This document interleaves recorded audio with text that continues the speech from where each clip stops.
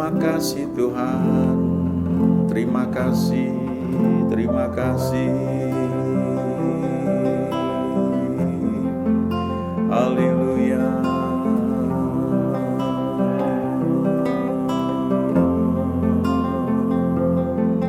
Haleluya.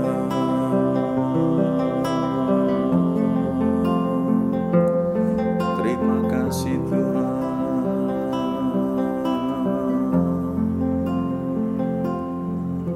Ku bersyukur buat kasih-Mu menyelamatkan hidupku. Oh Yesus, Tuhan dan Rajaku. Dengan apa akan ku balas anugerah-Mu yang ajaib? Biarlah hidupku selalu menyenangkan hati-Mu. Ku bersyukur buat kasih-Mu menyelamatkan hidupku. Oh Yesus, Tuhan dan Rajaku. Dengan apa akan ku balas anugerah-Mu yang ajaib? Biarlah hidupku selalu menyenangkan hati-Mu.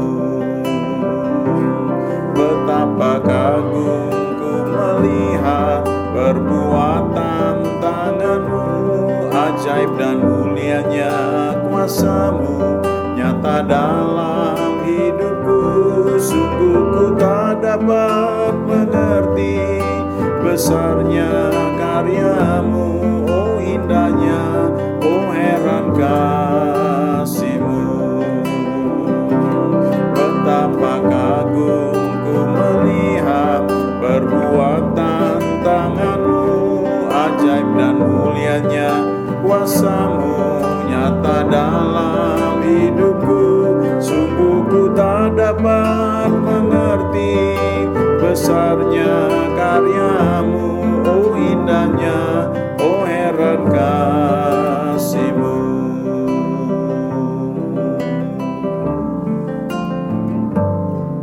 Ku bersyukur buat kasih-Mu menyelamatkan hidupku. Oh Yesus, Tuhan dan Rajaku. Dengan apa akan ku balas anugerah-Mu yang ajaib? Biarlah hidupku selalu menyenangkan hati-Mu. Ku bersyukur buat kasih-Mu menyelamatkan hidupku. Oh Yesus, Tuhan dan Rajaku. Dengan apa akan ku balas anugerah-Mu yang ajaib? Biarlah hidupku selalu menyenangkan hati-Mu. Betapa kagum ku melihat perbuatan tangan-Mu, ajaib dan mulianya kuasa-Mu nyata dalam hidupku. Sungguh ku tak dapat mengerti besarnya karya-Mu, oh indahnya, oh heran kasih-Mu. Betapa kagum ku melihat perbuatan tangan-Mu, ajaib dan mulianya kuasa-Mu nyata dalam hidupku. Sungguh ku tak dapat mengerti besarnya karya-Mu, oh indahnya, oh heran kasih-Mu. Betapa kagum ku melihat perbuatan tangan-Mu, ajaib dan mulianya kuasa-Mu nyata dalam hidupku. Sungguh ku tak dapat mengerti besarnya karya-Mu, oh indahnya, oh heran kasih-Mu. Betapa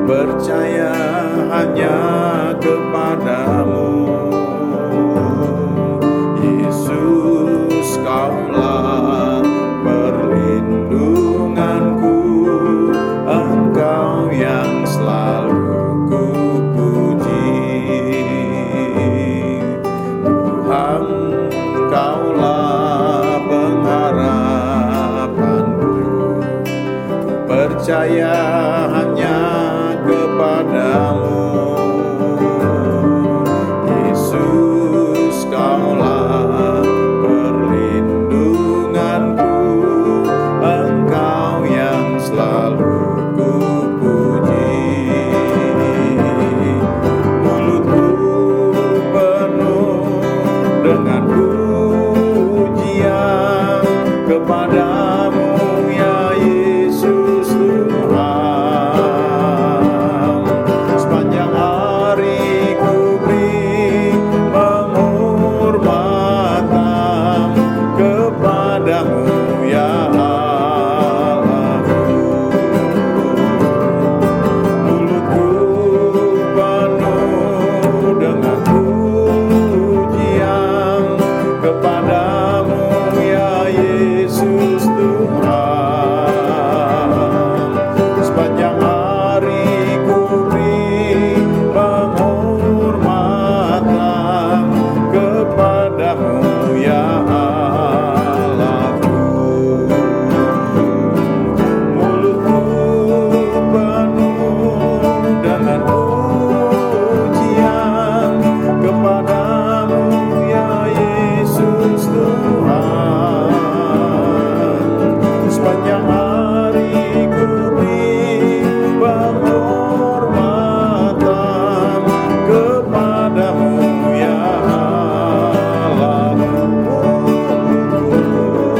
Mulutku penuh dengan pujian kepadamu, ya Yesus Tuhan.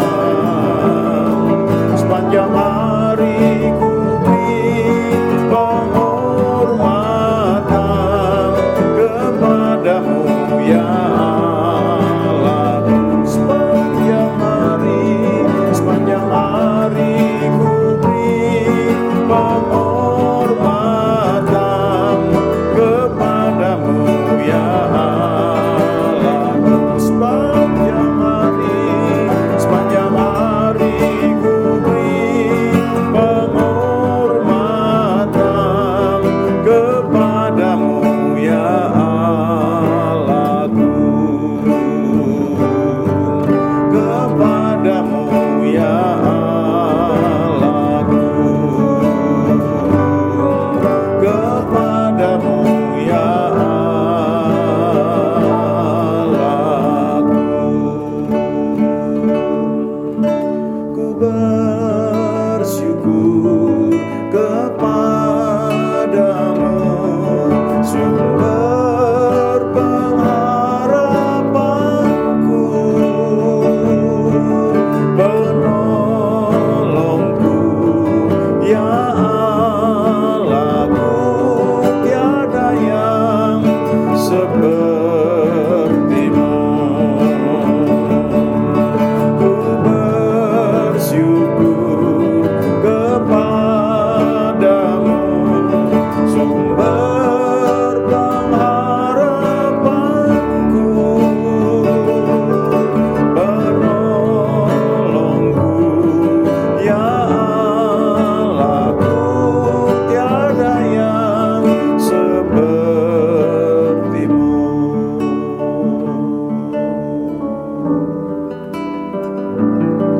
Jiwaku merindukanmu, ya Allah yang hidup. Jiwaku haus kepadamu, ya Allah yang hidup. Jiwaku merindukanmu, ya Allah yang hidup. Jiwaku haus kepadamu,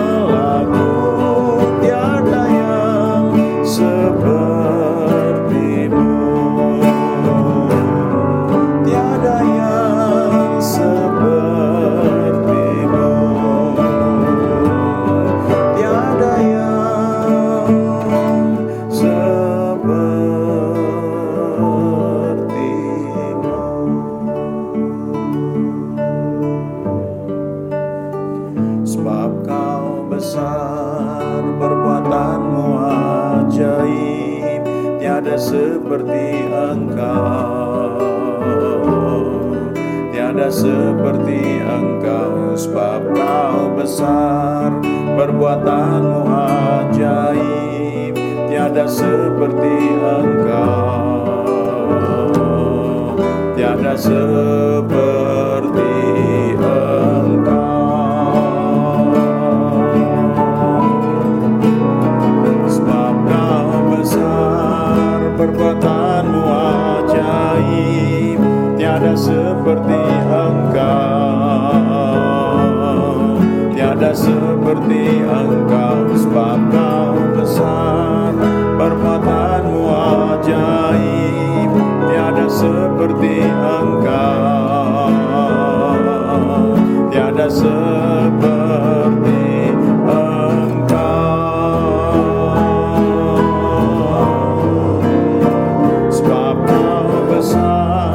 perbuatanmu ajaib, tiada seperti Engkau,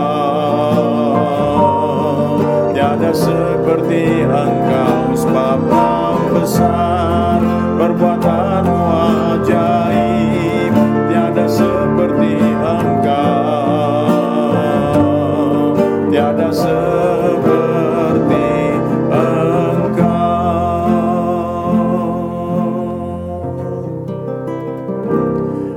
kemuliaan dan hormat, ku angkat suara pujian, ku agungkan namamu, ku beri kemuliaan dan hormat, ku angkat suara pujian, ku agungkan namamu. Sebab Kau besar, perbuatanmu ajaib, tiada seperti Engkau, tiada seperti Engkau. Sebab Kau besar, perbuatanmu ajaib, tiada seperti Engkau, tiada seperti Engkau. For you are great, you do miracles so great, there is no one else like you, there is no one else like you. For you are great, you do miracles so great, there is no one else like you, there is no one else like you.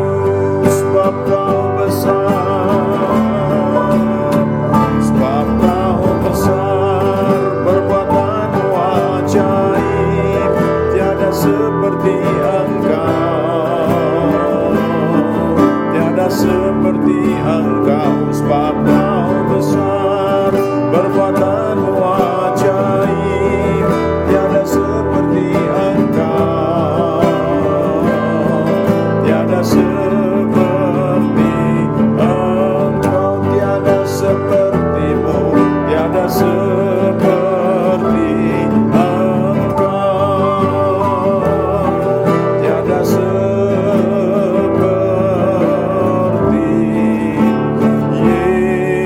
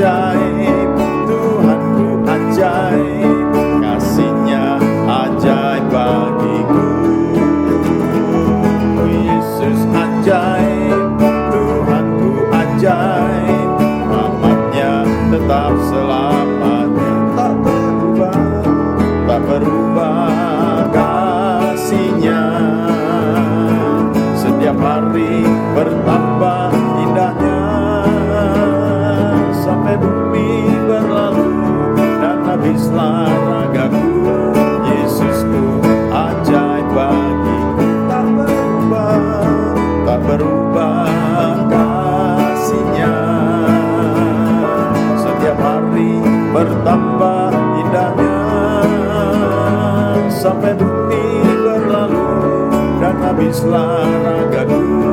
Yesusku ajaib bagiku, Yesus ajaib, Yesus ajaib, Tuhanku ajaib, kasih-Nya ajaib bagiku. Yesus ajaib, Tuhanku ajaib, rahmat-Nya tetap selamanya. Yesus ajaib, Tuhanku ajaib, kasih-Nya ajaib bagiku. Yesus ajaib, Tuhanku ajaib, rahmat-Nya tetap selamanya. Yesus ajaib, Tuhanku ajaib, kasih-Nya ajaib bagiku.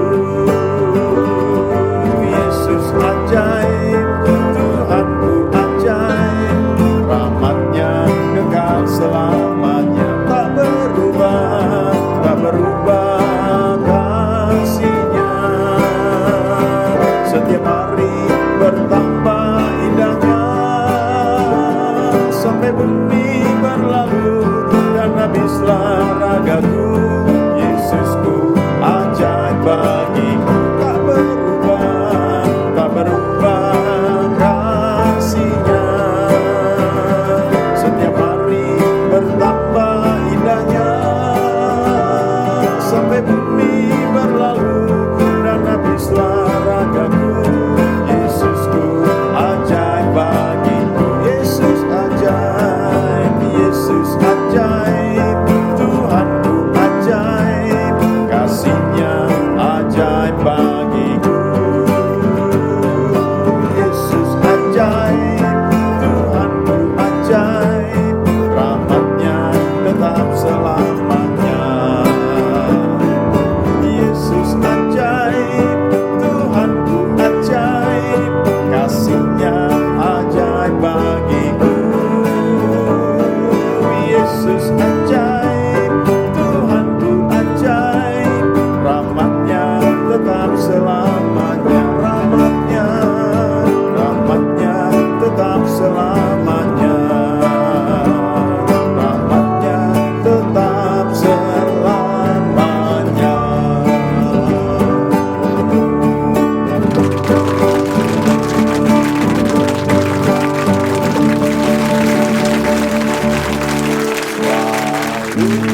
Selalu baru dan tak pernah terlambat pertolonganmu, besar setiamu di sepanjang hidupku. Selalu baru, selalu baru dan tak pernah terlambat pertolonganmu, besar setiamu di sepanjang hidupku.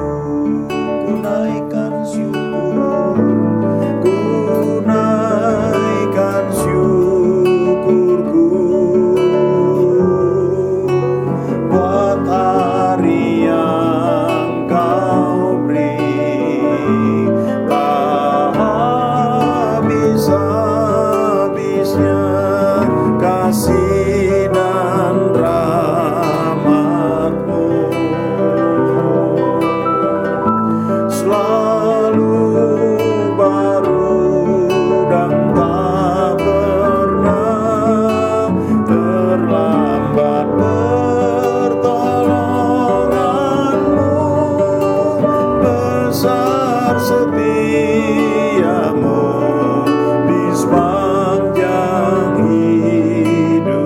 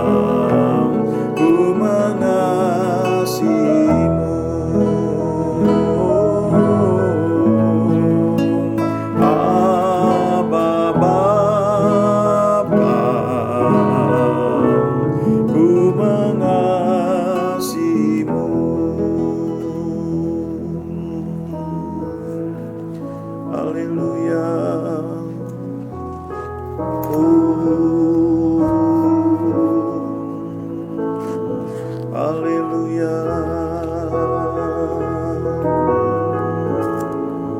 Haleluya.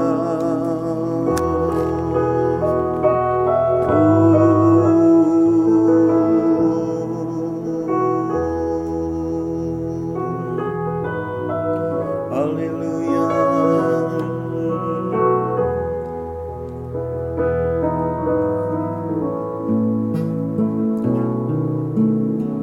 Terima kasih, anugerah melimpah atas kami.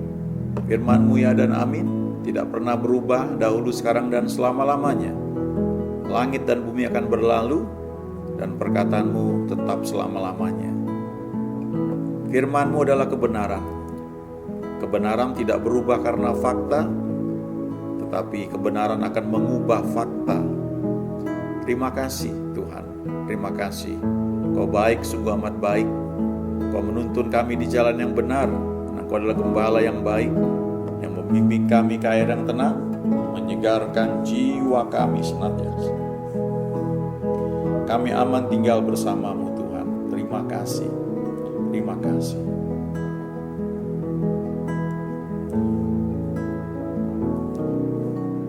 Satu hal hak istimewa yang Tuhan berikan bagi kita, anak-anaknya, adalah ketika Dia mengirimkan Roh-Nya yang kudus masuk ke dalam hati kita, dan kemudian Roh itu bersaksi bersama-sama dengan roh kita bahwa kita adalah anak-anak Allah, dan kita memanggil ya Aba, ya Bapa.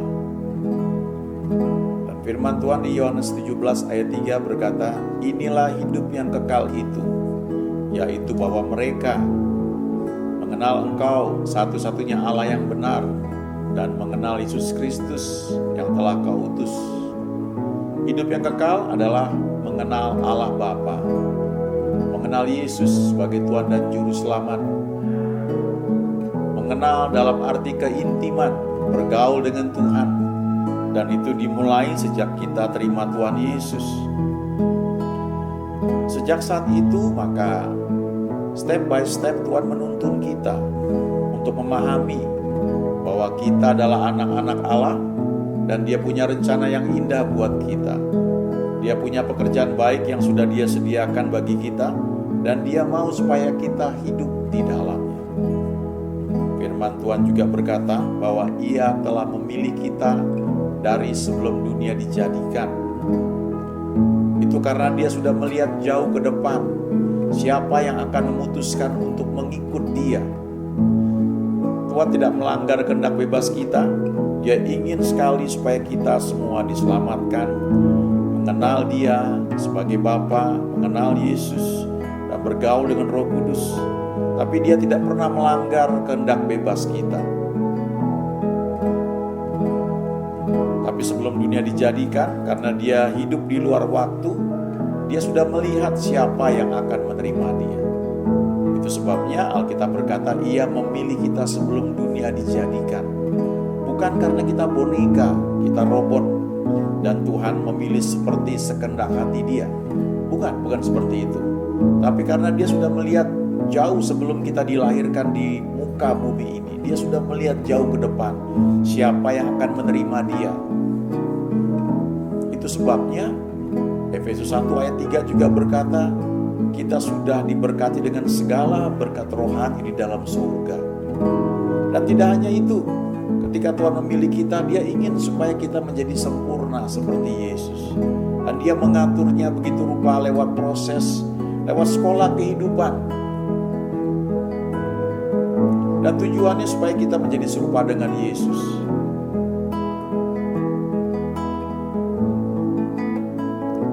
Terima kasih Bapa, terima kasih Tuhan Yesus.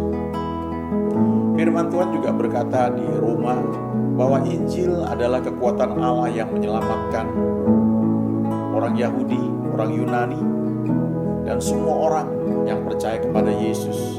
Sebab di dalam Injil itu nyata kebenaran Allah yang bertolak dari iman dan menuntun kepada iman. Dan dikatakan juga bahwa orang benar akan hidup oleh karena percayanya, oleh karena iman. Itu firman Tuhan. Jadi kita ini yang sudah terima Tuhan Yesus, kita dibenarkan karena kita percaya kepada Yesus, karena iman kita kepada Yesus. Dan selanjutnya hidup kita adalah bertolak dari iman memimpin kepada iman, from faith to faith. Bahkan di kitab Roma, Paulus juga berkata, segala sesuatu tanpa iman adalah dosa. Kalau kita mau jabarkan lebih jauh lagi, melayani tanpa iman juga dosa, tidak berkenan di hadapan Tuhan. Yang perlu kita tangkap adalah apa kehendak Dia bagi kita. Jangan meniru orang lain. Ada kalanya kita belajar dari orang lain, mungkin kita masih meniru.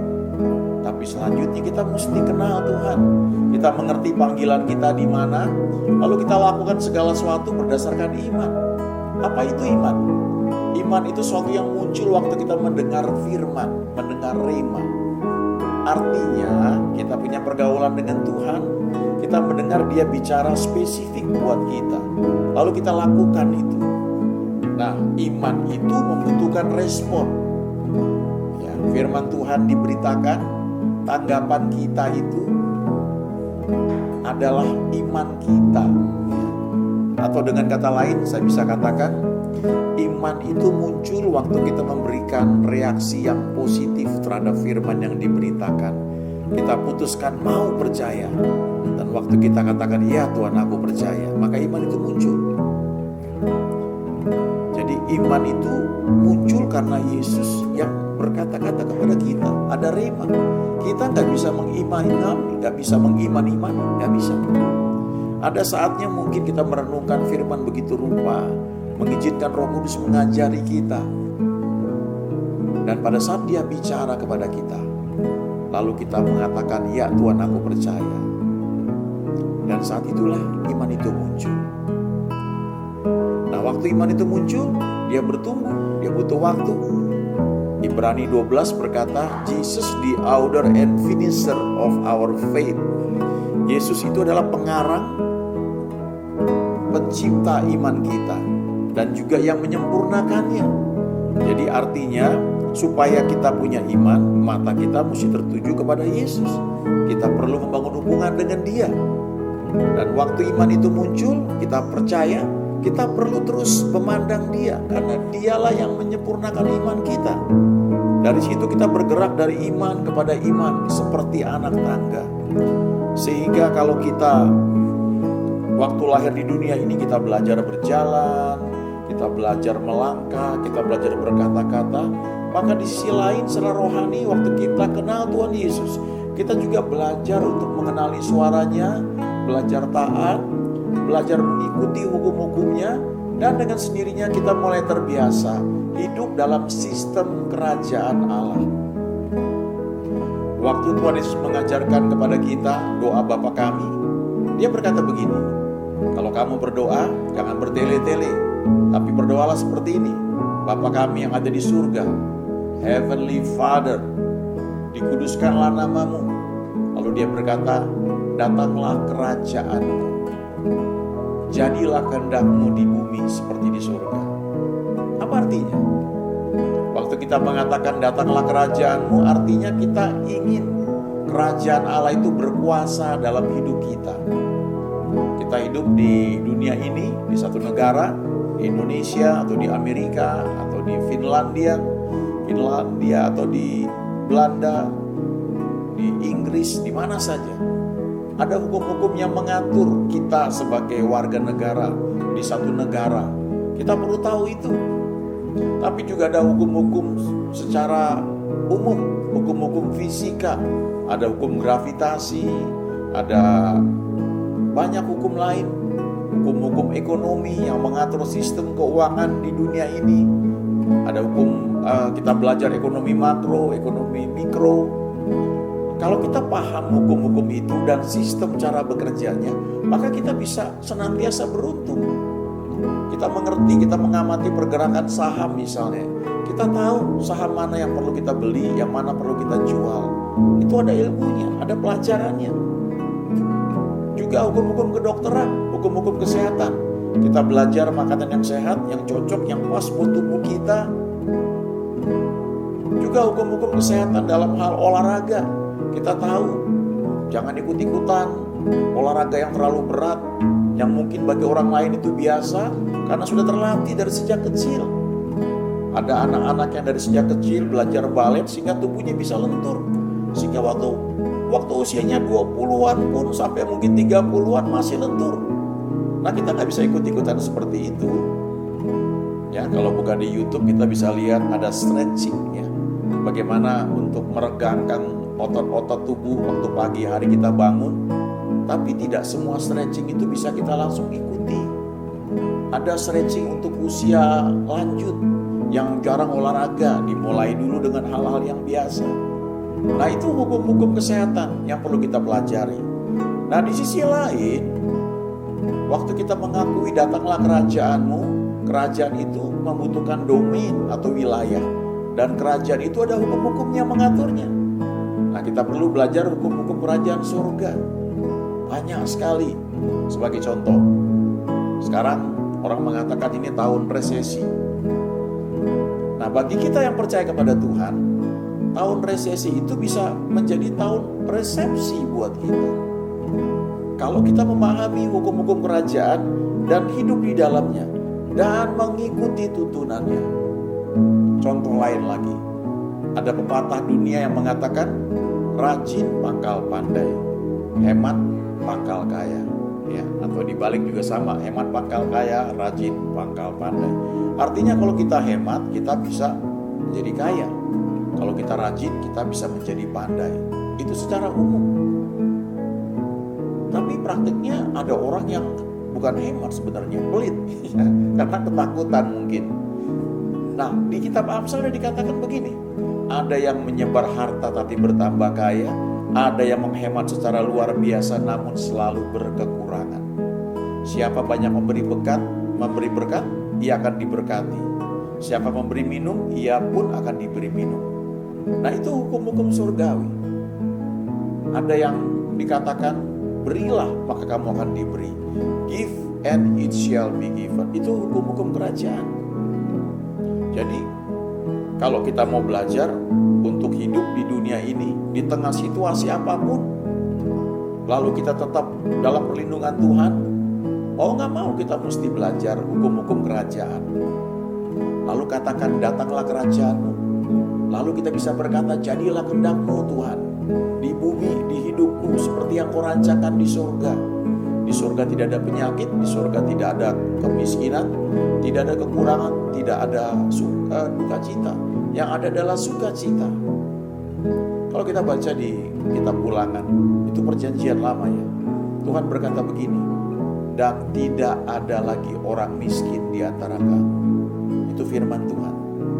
Jadi, kalau kita lahir miskin, gak punya apa-apa, itu bukan kesalahan kita. Tapi selanjutnya kita bisa belajar memakai hukum-hukum surgawi, sehingga dimanapun kita berada, kita akan diberkati, semakin diberkati. Ada seorang yang sangat kaya ya. Ketika diwawancara sama wartawan, ditanya, Pak, kalau Bapak mengalami jatuh miskin, kira-kira Bapak akan ngapain? Lalu dia bilang, saya akan melamar bekerja menjadi waiter di restoran di mana orang-orang kaya biasa makan. Loh, kenapa Pak? Karena kalau saya berada di restoran di mana orang-orang kaya makan, saya akan berada dalam atmosfer di mana orang-orang kaya itu berdiskusi, mereka punya satu semangat, mereka punya spirit yang positif, mereka orang yang tough, mereka orang yang kuat. Sehingga cepat atau lambat saya akan tertular dalam atmosfer itu. Sehingga akhirnya saya akan bangkit kembali dan menjadi kaya lagi. Nah, orang ini mengerti bahwa ada hukum-hukum yang mengatur hal itu. Ada spirit yang tidak kelihatan. Ada orang-orang yang kelihatannya punya banyak uang, tapi hidup dalam kekhawatiran. Nah, itu spiritnya tidak kaya. Ya. Dia punya spirit yang cenderung tanpa dia sadar membelenggu dia. Nah, hukum-hukum kerajaan lebih daripada itu. Kalau kita baca di Kejadian 26 ayat 12 dan 13, dikatakan Ishak itu menabur. Di di tahun di mana sedang terjadi kelaparan, di tempat di mana Tuhan menyuruh dia tinggal di situ. Dia menabur dan menabur, dan karena dia diberkati Tuhan, dia menjadi kaya. Kenapa? Karena dalam tahun yang sama dia menuai hasil 100 kali lipat. Jadi artinya itu kalau kita terjemahkan dalam kondisi sekarang, di tahun resesi ini, waktu kita mengikuti hukum-hukum kerajaan seperti yang Ishak lakukan, kita menabur. Dan dalam tahun ini juga, dalam tahun yang dikatakan ini tahun resesi, kita akan menuai 100 kali ganda. 100 itu angka kelimpahan. Artinya itu bisa berkali-kali lipat melebihi apa yang bisa kita bayangkan. Nah, Ishak itu hidup di perjanjian lama, tapi dia adalah anak perjanjian. Artinya dia itu hidup dan dia tahu, dia sadar dia punya perjanjian dengan Tuhan. Nah, kita yang hidup di perjanjian baru, yang sudah terima Tuhan Yesus, kita adalah anak-anak Allah. Kita ciptaan baru, yang lama sudah berlalu. Nah, kita perlu sadar itu, kita perlu pegang senantiasa bahwa ada perjanjian antara kita dengan Tuhan, yaitu perjanjian baru, New Covenant.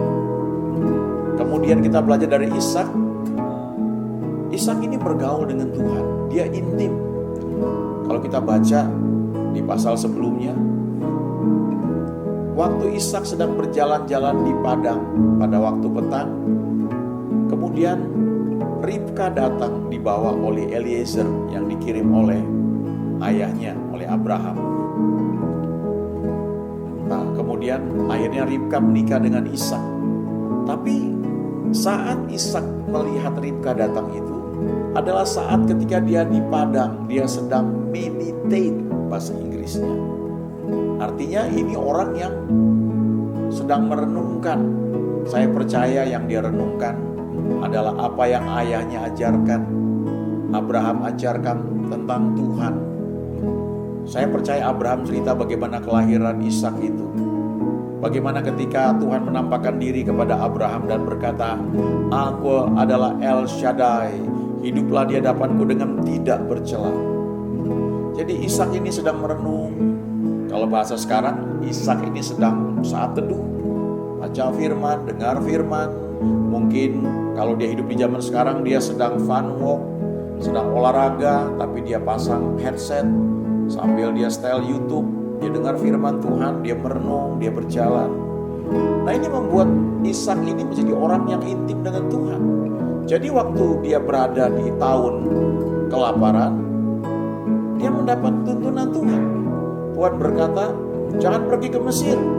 Mesir itu kalau di Alkitab melambangkan kekuatan manusia. Artinya Tuhan mau bilang, jangan pakai kekuatan manusia.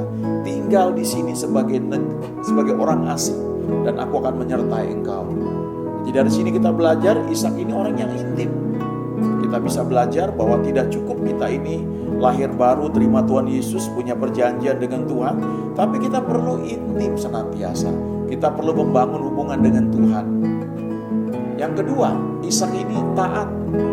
Nah, jadi kalau kita sudah dengar firman Tuhan, kita perlu belajar taat. Kita melakukan apa yang Tuhan perintahkan. Yesaya 1 ayat 19 berkata, if you be willing and obedience. Kalau kamu rela dan taat, kamu akan memakan hasil baik dari negeri itu. Terjemahan lain mengatakan, you will eat the best of the land.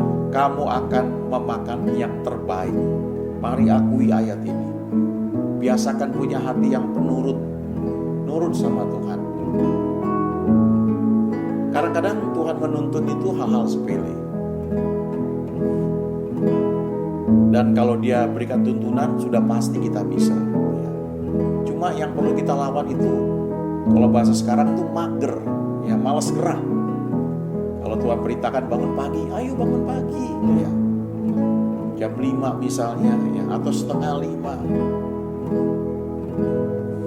Memang tergantung kita, ya. Ada orang yang mungkin seharian dia sudah sibuk, ya, relatif waktu pagi itu, ya.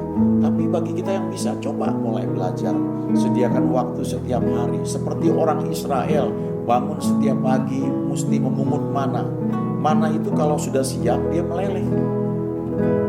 Mana itu makanan dari surga, roti surga. Kalau kita bicara di perjanjian baru, itu adalah makanan rohani yang Tuhan berikan kepada kita.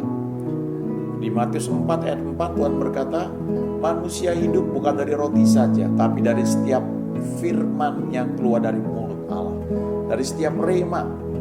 Rema itu yang menimbulkan iman. Itu yang membuat kita bisa berjalan from faith to faith. Karena kita sediakan waktu untuk bergaul dengan Tuhan, mendengar Dia berbicara kepada kita.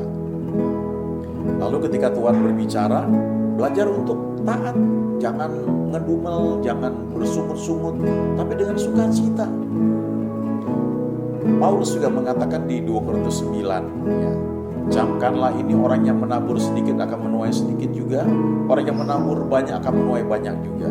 Lalu dia katakan, hendaklah masing-masing memberi dengan sukacita, dengan rela hati, jangan dengan sedih hati atau karena paksaan. Sebab Allah mengasihi orang yang memberi dengan sukacita. Ya. Jadi tidak bersungut-sungut. Jadi ada willingness, ada kerelaan, lalu taat. Nah, Ishak lakukan itu. Ketika Tuhan perintahkan tinggal di negeri ini sebagai orang asing, dia nurut, dia lakukan bagian dia. Lalu dia menabur.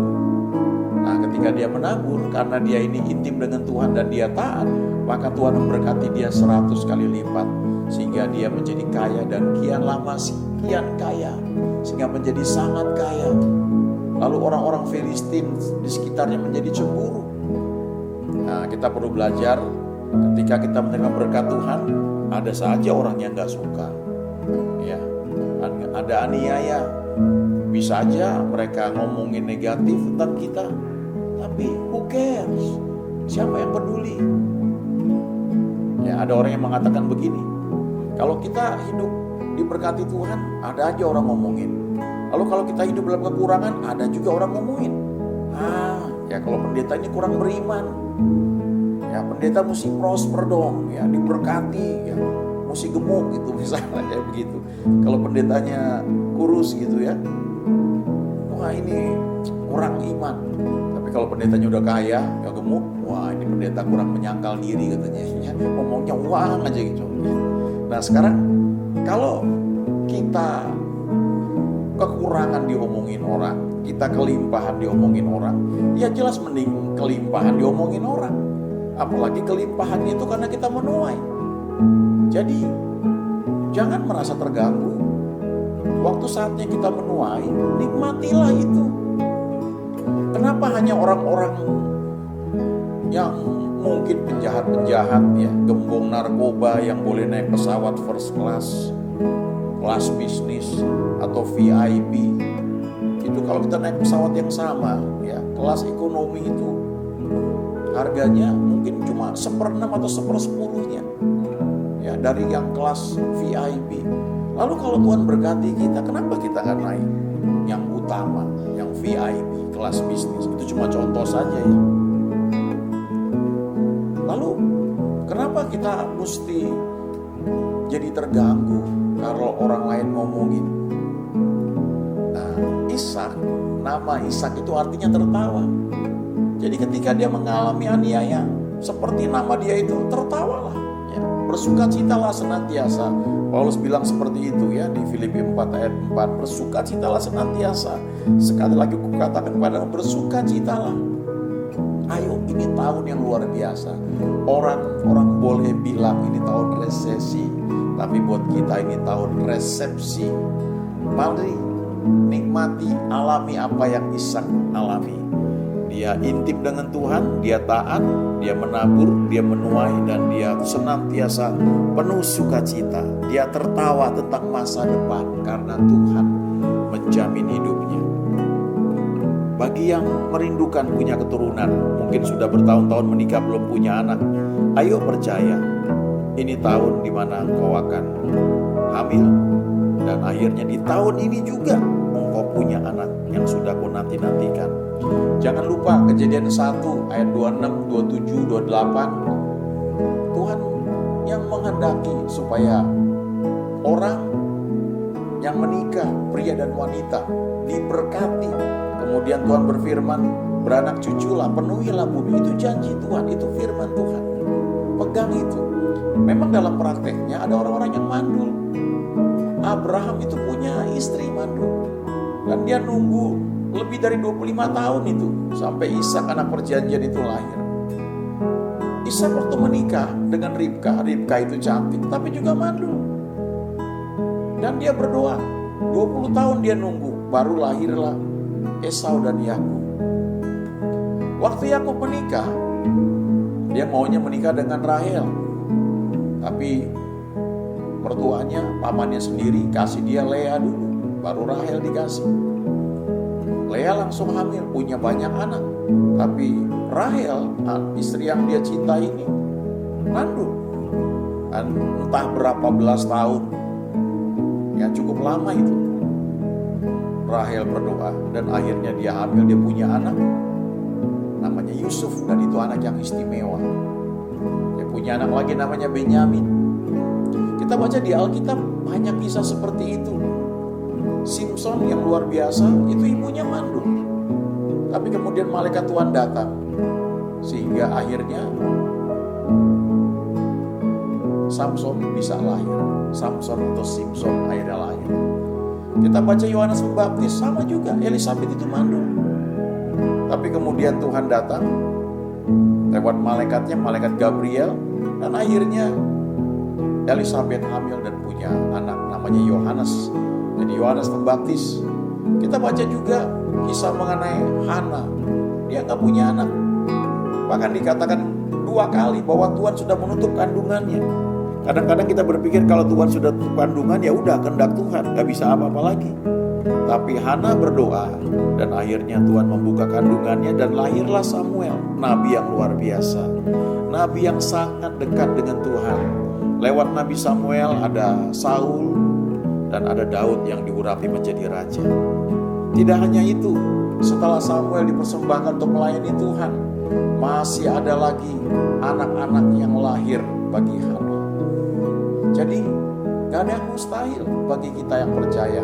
Apalagi ada janji, ada firman Tuhan. Mari percaya, engkau akan punya anak di tahun ini juga. Ada perempuan Sunem, dia sudah gak punya harapan lagi untuk punya anak karena suaminya sudah tua. Dia punya satu kerinduan yang dia gak nyatakan. Dia pengen punya anak. Lalu ketika dia menjamu Elisa, tidak hanya menjamu, dia buat kamar khusus buat Nabi Elisa kalau datang, sehingga bisa tidur, ya, bisa nyaman, gak perlu cari hotel lagi, langsung tinggal di perempuan Sunem yang kaya. Dan saya percaya rumahnya pasti bagus sekali. Ya, saya kenal beberapa orang yang cukup kaya, ya sangat-sangat kaya. Dan mereka punya rumah yang bagus sekali, dan mereka juga buat kamar. Ya, ada orang-orang yang mereka sediakan kalau datang melayani, tinggal di situ. Nah, Elisa ketika dia dijamu sedemikian rupa, dia resah. Dia pikir, masa saya tinggal gratis sih? Saya memang gak punya uang, tapi ada blessing dari Tuhan dalam hidup saya. Lalu dia cari tahu perempuan ini butuh apa. Dan bujang Elisa berkata, oh dia gak punya anak, suaminya sudah tua. Lalu Elisa panggil perempuan Sunem itu dan dia berkata, dengar baik-baik, tahun depan kau akan menggendong seorang anak laki-laki. Wow, perempuan ini jengah. Dia bilang, Tuhan janganlah diberi harapan palsu. Tapi ternyata betul, tahun depan anak laki-laki lahir. Walaupun kemudian sempat sakit dan meninggal. Kalau perempuan Sunem ini bawa kepada Elisa, dan dia bilang, karena aku sudah bilang, jangan beri aku harapan palsu. Kalau beri anak, jamin dong, beri jaminan, beri garansi, supaya dia hidup sehat dan menjadi alat Tuhan. Dan anak itu dibangkitkan kembali. Dan kemudian, belakangan diketahui bahwa anak itu menjadi seorang nabi yang ada di perjanjian lama. Mari belajar dari perempuan Sunem, mari belajar dari Hana, belajar dari Abraham, belajar dari Yakub, belajar dari Ishak. Ada banyak kisah di perjanjian lama, di perjanjian baru, bahwa Tuhan menghendaki keturunan ilahi. Ada beberapa orang yang memutuskan gak mau punya anak, itu pilihan. Ada yang memutuskan untuk mengadopsi, itu juga pilihan. Gak apa-apa, gak salah, gak dosa. Tapi firman Tuhan tidak berubah. Bagi engkau yang ingin punya anak, mari percaya firman Tuhan dan pegang itu. Bangun hubungan dengan Tuhan, cari tahu apa yang Tuhan kehendaki, dan engkau akan melihat bahwa Dia Tuhan yang dapat diandalkan senantiasa. Haleluya. Terima kasih Tuhan, terima kasih untuk firman-Mu Tuhan. Haleluya. Firman-Mu ya dan amin, aku percaya. Kemenangan sudah Kau jamin, aku percaya. Firman-Mu ya dan amin, aku percaya. Kemenangan sudah Kau jamin, aku percaya. Kemenangan sudah Kau jamin, aku percaya. Kemenangan sudah Kau jamin, aku percaya. Saat ini aku berdoa untuk mereka yang mendengar firman ini dimanapun mereka berada. Kesembuhan terjadi, pemulihan terjadi, berkat melimpah. Orang yang hamil mulai saat ini dengar firman Tuhan, percaya engkau dikehendaki Tuhan untuk punya anak, keturunan ilahi, dan itu akan menjadi alat Tuhan. Mari tumpang tangan pada rahimmu. Jika engkau dengan suamimu, mari sepakat percaya, tumpang tangan atas rahimmu. Tuhan, ini rahim akan melahirkan anak-anak yang takut akan Tuhan. Di tahun ini ada buah sulung pertama yang lahir, yang sekian lama aku nantikan, dan itu akan terjadi. Aku percaya tidak hanya satu anak, tapi akan banyak anak yang Tuhan percayakan sebagai keturunan ilahi, dan nama mereka akan tetap ada di hadapan-Mu. Terima kasih. Aku berdoa Tuhan, menumpangkan tangan atas setiap rahim dari para wanita yang mendambakan punya anak, para istri yang mengharapkan punya anak, di dalam nama Tuhan Yesus. Dan ketika mereka sudah mulai hamil, dan malaikat Tuhan yang menggendong menjagai kehamilan mereka, rahim mereka, sehingga anak-anak mereka itu lahir dengan normal, dan Tuhan cukupi semua kebutuhan untuk hal tersebut. Terima kasih. Aku berdoa berkat-Mu melimpah atas kami semua Tuhan. Yang membutuhkan jawaban, mencari pekerjaan, firman-Mu berkata tidak ada orang yang menganggur. Bahkan Engkau mencari pekerja-pekerja untuk kebun anggur-Mu. Dan itu bisa berarti banyak, tidak harus full timer, tapi banyak tempat yang tersedia, bahwa kami boleh melihat peluang itu Tuhan dan hidup di dalamnya. Bekerja bagi Engkau Tuhan, 1 dinar sehari lebih dari cukup. Tapi ada saatnya Kau berikan lebih berlimpah kali ganda. Seperti Rut yang mulai dengan hal yang sepele, tapi selanjutnya menikah dengan Boas, pemilik ladang di mana dia bekerja. Terjadi itu dalam hidup kami Tuhan, terjadi dalam nama Tuhan Yesus. Bagi yang sakit, aku tumpang tangan atas mereka Tuhan, sepakat dengan mereka. Kesembuhan mengalir, kesembuhan mengalir. Firman-Mu ya dan amin. Disembuhkan, dipulihkan, sehat, hidup sehat di dalam nama Yesus. Kenyang dengan umur panjang, kenyang dengan yang terbaik. Terima kasih Tuhan, terima kasih. Mengucap syukur dalam nama Yesus kami sudah berdoa. Haleluya. Amin.